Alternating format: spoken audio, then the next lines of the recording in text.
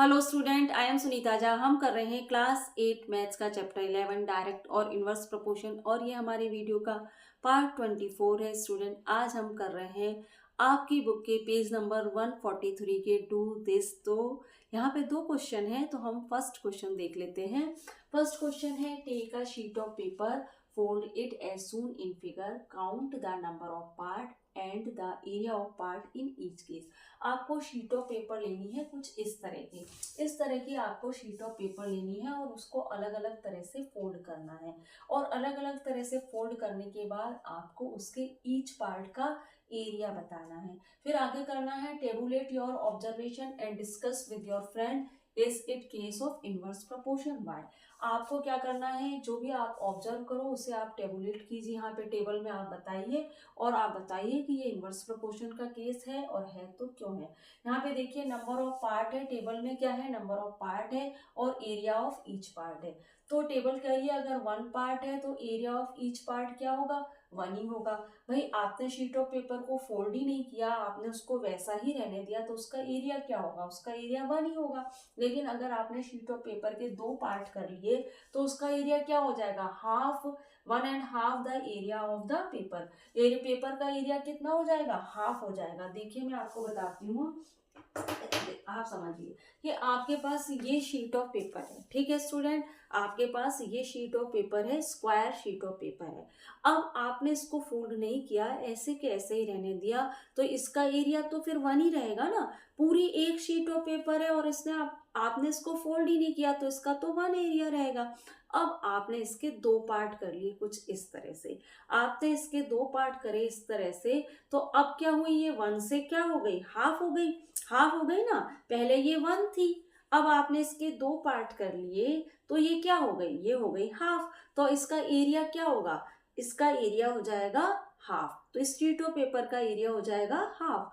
अब आपने क्या करा, इस शीट ऑफ पेपर के 4 पार्ट कर लिए। पहले 2 पार्ट तो हमने कर ही लिए, 1 और 2। अब आप इसने इसके 4 पार्ट कर लिए स्टूडेंट कुछ इस तरह से, 3 और 4। तो अब इसका एरिया कितना होगा ये आपको बताना है। अगर आपने शीट ऑफ पेपर के 8 पार्ट कर लिए, यहाँ पे देखिए 8 पार्ट कर लिए कुछ इस तरह से, तो फिर एरिया कितना होगा ये आपको बताना है। और अगर आपने इसके 16 पार्ट कर लिए तो एरिया कितना होगा ये आपको बताना है। अब स्टूडेंट आप देखिए कि ये केस तो इनवर्स प्रोपोर्शन का है ना, क्योंकि आप देख रहे हैं जैसे जैसे आप शीट ऑफ पेपर के पार्ट करते जा रहे हैं, एरिया ऑफ ईच पार्ट क्या हो रहा है, डिक्रीज होगा। भाई कम हो जाएगा ना एरिया, आप ज्यादा पार्ट कर लेंगे तो एरिया कम हो जाएगा। फिगर में ही देखिए कि पहले इतना एरिया था, फिर इतना था, फिर इतना, फिर इतना, फिर इतना एरिया रह गया 16 पार्ट होने पे।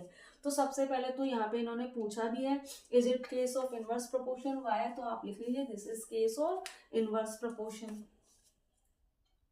This is case of inverse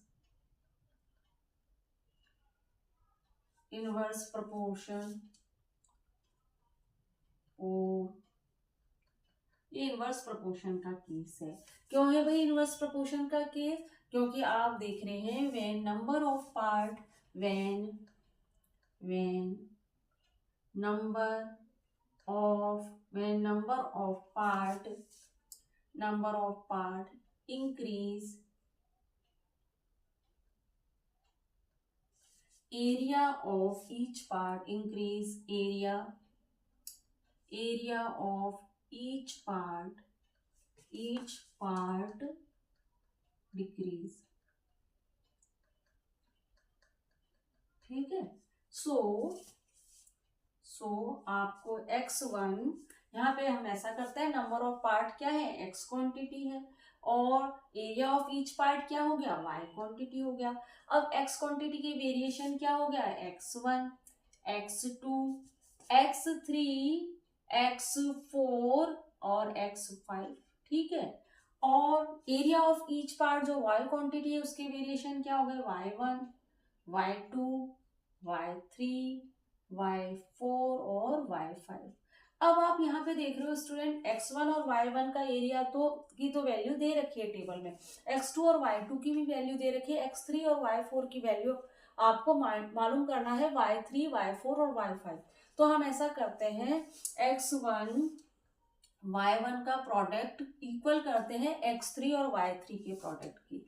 ठीक है, ऐसा मैं क्यों कर रही हूँ, क्योंकि x2 और y2 की वैल्यू तो टेबल में दे रही है, इसलिए x3 और y3 का प्रोडक्ट के इक्वल करेंगे हम। अब आप देखिए x1 क्या है। आप इस क्वेश्चन को करने के स्टूडेंट और भी कई तरीके हैं, पर यह तरीका सबसे बेहतर रहेगा आपके लिए।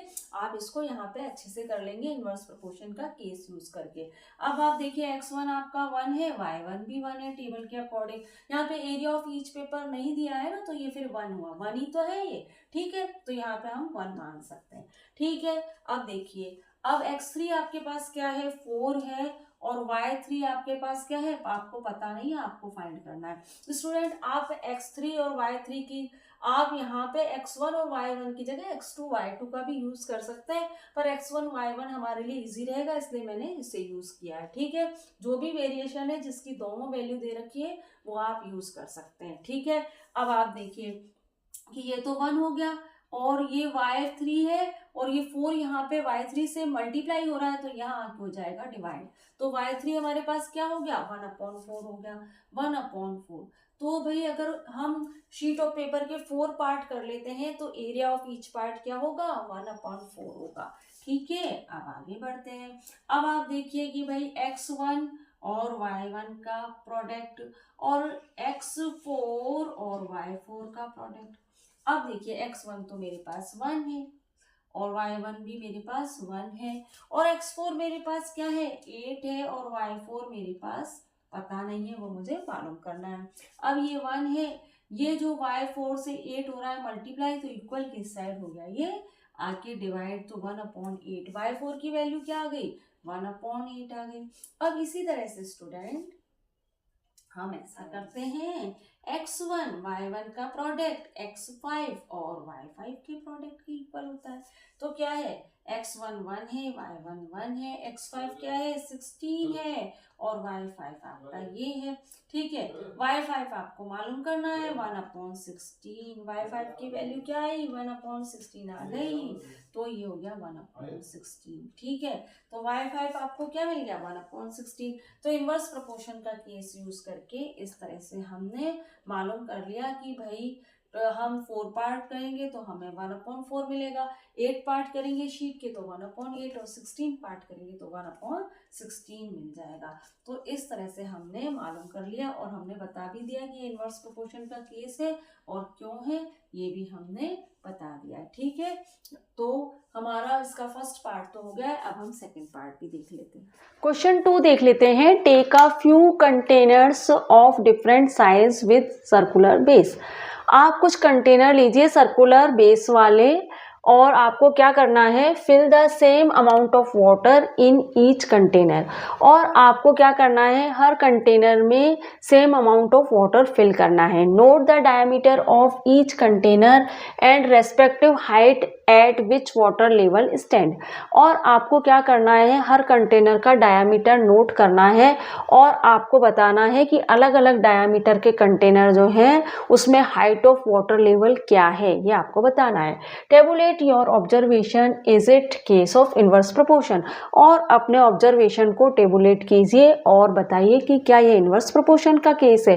क्वेश्चन क्लियर हो गया। आपको डिफरेंट साइज के कंटेनर लेने हैं, सर्कुलर बेस वाले, एक तरह से सिलेंडर, आपको सिलेंडर शेप वाले कंटेनर लेने हैं अलग अलग साइज के, और उसमें आपको सेम अमाउंट में वाटर फिल करना है, और आपको बताना है कि अलग अलग डायमीटर वाले जो कंटेनर है उसमें हाइट ऑफ वाटर लेवल क्या होगा।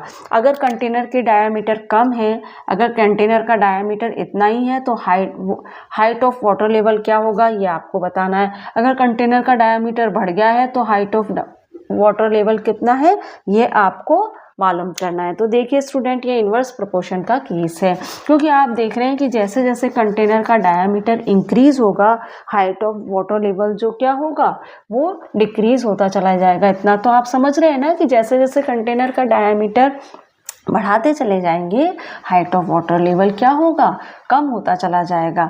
तो भाई यहाँ पे आपको क्या करना है, आपकी जो टेबल है उसमें जो है डायामीटर ऑफ कंटेनर जो है ना, उसको आपको अपने मन से कुछ भी नोट कर लेना है और आपको हाइट ऑफ वाटर लेवल आप फिर फाइंड कर सकते हैं। तो भाई डायामीटर ऑफ कंटेनर में एक्स क्वांटिटी मान लेती हूँ जो सेंटीमीटर में दी गई है, और हाइट ऑफ वाटर लेवल भी हमारे वाई क्वांटिटी मान लेते हैं जो उसे भी सेंटीमीटर में दिया है। अब आप देखिए जो कंटेनर 1 है उसका डायामीटर आपके हिसाब से कितना हो सकता है? इतना डायामीटर है तो मेरे हिसाब से ये होगा 4 सेंटीमीटर। और अगर इसका हाइट ऑफ वाटर लेवल कितना होगा इस कंटेनर में? हाइट ऑफ वाटर लेवल मेरे हिसाब से ये हो जाएगा 6 सेंटीमीटर। ठीक है। और अब आप देखिए कि डायामीटर ऑफ कंटेनर जो सेकंड है उसका क्या होगा? तो मेरे हिसाब से ये डायामीटर जो सेकंड कंटेनर है उसका डायामीटर आप मान लीजिए 8 सेंटीमीटर होगा। और हाइट ऑफ वाटर लेवल अगर 8 सेंटीमीटर है तो हाइट ऑफ वाटर लेवल कितना होगा? 6 होगा, है ना? 6 हो सकता है, कुछ भी आप मान सकते हैं। पॉइंट में भी आंसर आए तो कोई दिक्कत नहीं है क्योंकि सेंटीमीटर में दिया है दोनों क्वांटिटी, तो आंसर पॉइंट में आएगा तो कोई दिक्कत नहीं। वाटर लेवल पॉइंट में भी आ सकता है। ठीक है। अब आप देखिए जो हमारा थर्ड कंटेनर है उसका डायामीटर मैं मान लेती हूँ 12, क्योंकि डायामीटर इंक्रीज हो रहा है ना। हाइट तो हमें फाइंड करनी है ना स्टूडेंट, तो हाइट हम सिर्फ एक्स और वाई, x1 एक्स क्वांटिटी के वेरिएशन क्या हो गए? x1 x2 x3, और y क्वांटिटी के वेरिएशन क्या हो गए? y1 y2 और y3। ठीक है। अब आप देखिए कि आपको तो हाइट ऑफ वाटर लेवल मालूम करना है ना x2 और y2 और y3 की, तो उसके लिए आपको x1 और y1 की वैल्यू पता होनी चाहिए, तभी आप y2 और y3 मालूम कर सकते हैं। ठीक है। तो हमने x1 और y1 तो अपने आइडिया से मालूम कर लिया है, अब हम y2 और y3 फाइंड कर लेंगे। तो सबसे पहले इन्होंने पूछा है यहाँ पे आपसे is it case of inverse proportion, तो यहाँ पे हम लिख लेते हैं कि this is case of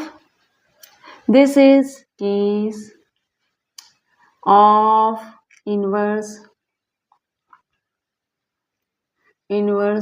proportion because diameter of container diameter of container increase height of water level decrease। ठीक है। तो ये इनवर्स प्रोपोर्शन का केस है, उसके अकॉर्डिंग x1 इनवर्स प्रोपोर्शन का केस है तो उसके अकॉर्डिंग x1 y1 का प्रोडक्ट जो है वो x2 और y2 के प्रोडक्ट के इक्वल होगा। ठीक है। तो भाई y2 अपने हमें फाइंड करना है कि हाइट ऑफ वाटर लेवल अगर डायमीटर 8 सेंटीमीटर है कंटेनर सेकंड का, तो हाइट ऑफ वाटर लेवल क्या होगा ये हमें मालूम करना है। तो x1 क्या है आपका 4 है, y1 आपका क्या है 6 है, और x2 क्या है 8 है, और y2 क्या है हमें फाइंड करना है। अब आप क्या करिए 4 × 6 कीजिए और 8 को यहीं ले आइए और y2 को आप इधर ही रहने दीजिए। क्यों भाई? क्योंकि ये 8y से मल्टीप्लाई हो रहा है तो इक्वल के इस साइड आके हो गया डिवाइड। 6 1 जा 6, 6 3 जा 6, 3 क्या 2 3 जा 6, 2 3 जा 6 और 2 4 जा 8, 4 से 4 कट गया तो y2 आपको क्या मिल गया स्टूडेंट? y2 आपको मिल गया 3। तो यहाँ पे आपने क्या जाना? यहाँ पे हमने जाना कि अगर कंटेनर का डायामीटर 8 सेंटीमीटर है तो हाइट ऑफ वाटर लेवल क्या होगा? 3 सेंटीमीटर होगा। ठीक है। यहाँ पे आप सेंटीमीटर लिख लीजिए। अब आप x1 और y1 के प्रोडक्ट से ही आप x3 और y3, x3 तो आपको फाइंड है ही, आप y3 निकाल सकते हैं। अब आप देखिए कि आपका x1 तो आपके पास 4 है, y1 आपके पास 6 है, x3 क्या है स्टूडेंट 12 है, और y3 आपको फाइंड करना है। अब आप देखिए 4 × 6 है और ये y3 यहीं रखा और 12 रख दिया यहाँ पे। ठीक है। अब आप देखिए 6 1 जा 6, 6 2 जा 12 और 2 1 जा 2, 2 2 जा 4, तो y3 आपको क्या मिल गया? 2 मिल गया।